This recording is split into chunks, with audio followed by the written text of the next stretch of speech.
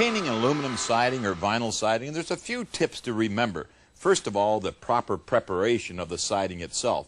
If you don't clean the siding properly, then there's really no use of even considering painting because the paint will not stick. Now, most people would take a pail of water and a scrub brush and proceed to mix up a cleaning formula. And I always suggest use a cleaning formula that's biodegradable, something that's not going to affect the skin, something that's really mild, because it doesn't have to be that harsh in order to clean the vinyl or aluminum siding. But this is the trick here. Use a sprayer. Don't go through this whole process of putting in a pail, using a scrub brush, and wasting most of it between the pail and the siding. Always start at the bottom. Never start at the top when you're cleaning, otherwise you're going to have stains all the way through the siding itself. Take the hose down the side of the home.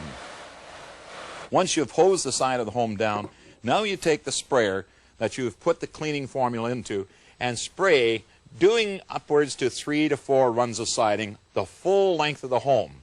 Spraying it on. Don't waste the material. There's no use of any waste of going down onto the ground. It's not going to do a thing down on the ground. Once you've sprayed it, let it sit for anywhere from 2 to 5 minutes, and then very simply scrub.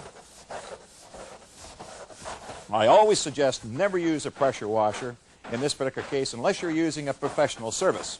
That way the professional is certified he knows or she'll know that the water can't get up underneath. After you've sprayed it and scrubbed it, then this hose it off, rinse it. That's all there is to the cleaning of the side of a home. Now let's get to the actual painting. What paint to use? Now the acrylic latex siding paint that we've used here is for aluminum and vinyl siding. The color is not to be any darker than the actual siding as it is now. If so, what's going to happen, the aluminum or vinyl siding will accept more of the heat rays of the sun, expanding and possibly getting into a warpage situation, causing a real wrinkle down the sidewall of your home. Now, when painting, applying the paint, use a brush. A trim brush can be used for getting around all your corner pieces.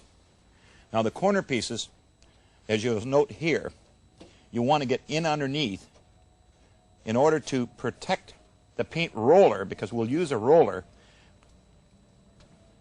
when proceeding down the sidewall of the home. Now, as you can see here, the color is lighter than what the rest of the siding. Now, that is very important because you don't want to have any wrinkling, especially in the sidewall looking down the side of the home.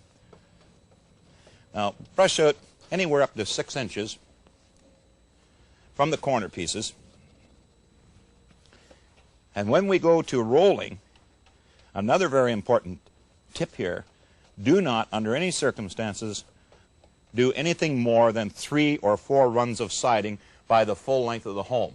Don't go all the way up to the soffits and then come back down and go all the way up to the soffits again, because you'll be going wet on dry and you'll see that ridge. It just doesn't look good at all.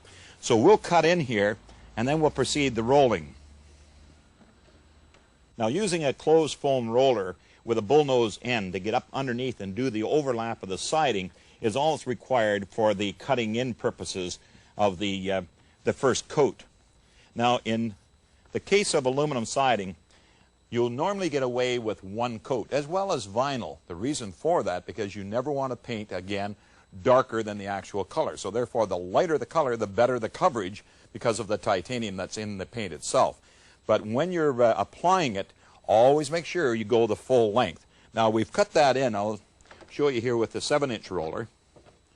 The 7-inch roller now will get the siding right up to the point of where you cut in underneath the ledge.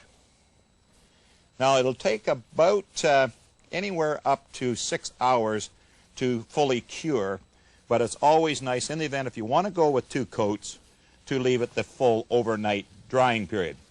But follow right on down the siding. Don't try to hurry your paint, because if you do, you'll end up with far too many bubbles in your paint, and you don't want that whatsoever.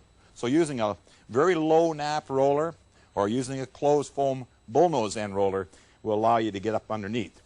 Now, it's just that simple to do, and it doesn't take that long.